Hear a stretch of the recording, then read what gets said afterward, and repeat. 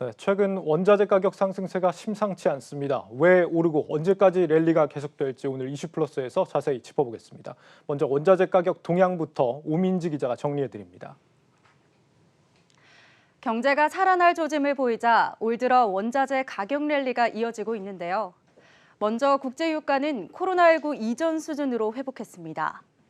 지난해 마이너스를 기록했던 WTI 원유 선물 가격은 13개월 만에 최고치를 기록하며 배럴당 60달러 선을 돌파했습니다. 경기 회복 기대감으로 수요는 늘고 있지만 오펙과 미국이 원유 생산을 제한하고 있어서입니다. 대표적인 경기 회복 지표로 꼽히는 구리는 10년 만에 최고 수준입니다. 제조업에서 구리는 원유 다음으로 쓰임새가 많은데요. 구리 선물 3월물 가격은 톤당 8,600달러를 넘어서며 근 1년 만에 2배 가까이 올랐습니다. 특히 구리는 원유와 달리 파이버글래스나 탄소 섬유 등 대체재가 있어 이런 가격 상승세가 이례적이라는 분석도 나옵니다. 그럼에도 불구하고 구리 가격이 급격하게 치솟고 있어 슈퍼사이클이라는 말이 나오고 있는 겁니다. 최근 원자재 시장의 또 다른 화두는 백금입니다. 친환경 이슈로 청정에너지가 떠오르면서 전기차 연료전지와 수소발전 등에 필요한 백금이 주목받은 겁니다. 2014년 이후 부진했던 백금 가격은 이번 달에만 20% 이상 상승하며 1,300달러를 넘어섰습니다. 친환경 흐름이 한동안 이어질 것으로 보여 백금 역시 꾸준히 랠리를 보일 가능성이 높습니다.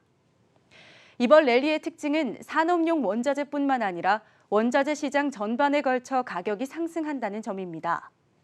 달러 약세와 통화 완화 정책 등으로 인플레이션 기대 심리가 강하게 작용했기 때문인데요. 농산물과 곡물은 최근 급등하며 수년 만에 최고점을 경신하고 있습니다. 옥수수는 2013년 1월 이후 8년 만에, 대두와 설탕은 각각 7년과 4년 만에 최고치입니다. 이 같은 원자재 가격 상승 원인에 대해서는 다양한 분석이 나오고 있는데요. 실물 경기 회복의 시작이라는 견해와 통화 완화 정책으로 인한 인플레이션이라는 분석이 주요합니다. 이 원자재 가격 상승이 얼마나 이어질지, 또 우리 경제에는 어떤 영향을 미칠지 앞으로의 원자재 가격에 시장에 관심이 쏠리고 있습니다. 한국경제TV 오민지입니다. 요즘 정말 오르지 않은 원자재 찾기가 오히려 더 어렵다라고 하는데 이런 랠리가 언제까지 이어질지 취재 기자와 함께 알아보겠습니다. 증권부 방서후 기자 나와 있습니다. 방 기자, 이 원자재가 뭐 하나 가리지 않고 가격이 지금 뭐 오르고 있는데 수요가 늘고 있는 겁니까? 공급이 줄고 있는 겁니까? 네, 일단 이 원자재 랠리의 역사를 한번 먼저 짚어보시겠습니다. 예. 20세기 이후 4차례의 원자재 슈퍼사이클이 존재했는데요. 일단 1차 세계대전과 그리고 2차 세계대전 이후 그리고 오일 쇼크, 나머지 하나는 중국의 산업화 시기입니다. 앞에 세 가지는 공급의 부족, 그리고 마지막 중국의 산업화는 수요의 확대가 원인입니다. 예. 여기까지 원자재라고 하면 대부분 이제 원유를 뜻하겠죠. 그런데 현재는 무엇이 다르냐? 일단 원유만 보면 지금도 코로나19 이후 각국의 경기 부양책에 따른 경기 회복 기대와 그리고 주요 산유국들의 감산 정책이 맞물리면서 가격이 오르고 있는 겁니다. 예. 그런데 이제 오른 것이 원유뿐만이 아니라는 게 과거와 다른 점입니다. 지난해 7월 이후 원유 외에도 각종 금속과 농산물 가격이 50% 넘게 올랐습니다.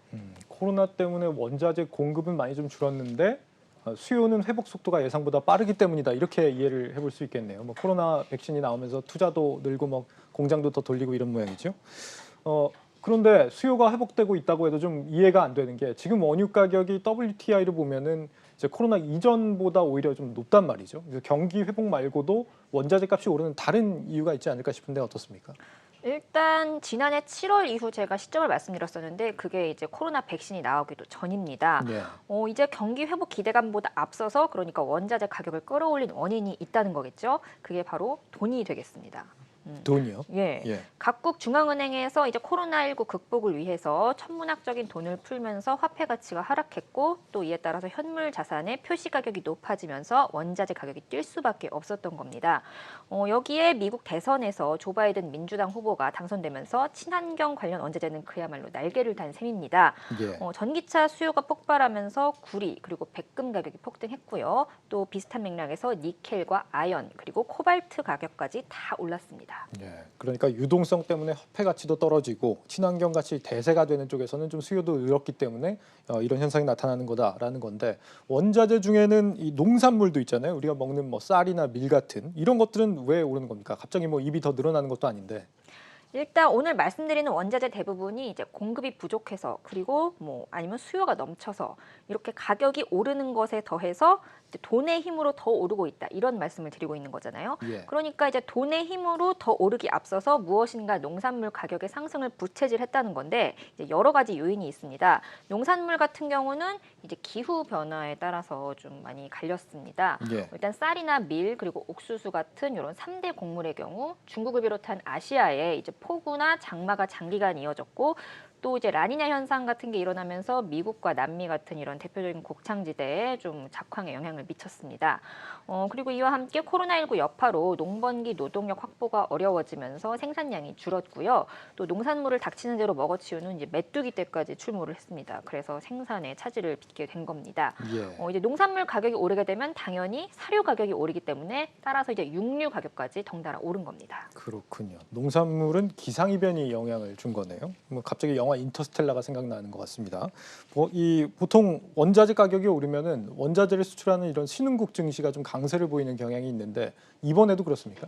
이번에도 역시 예외는 없었습니다. 단지 이제 다른 점이 있다면 보통 우리가 신흥국 하면 떠오르는 이제 중국이나 베트남 같은 이런 신흥국 외에도 이제 러시아나 칠레, 페루 또 이제 멕시코나 브라질 같은 이런 원자재 생산국 증시까지 좀 덩달아 오른 겁니다.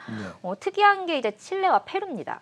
요 칠레와 페루 같은 경우는 이제 금값과 동행성을 보이는 경향이 있는데요. 이제 위험 자산 선호가 이어지는 상황에서 이제 금값이 힘을 못 쓰고 있는데도 요 두 나라 증시는 굉장히 강세를 보였습니다. 예. 요 이제 이유가 바로 구리 때문인데요.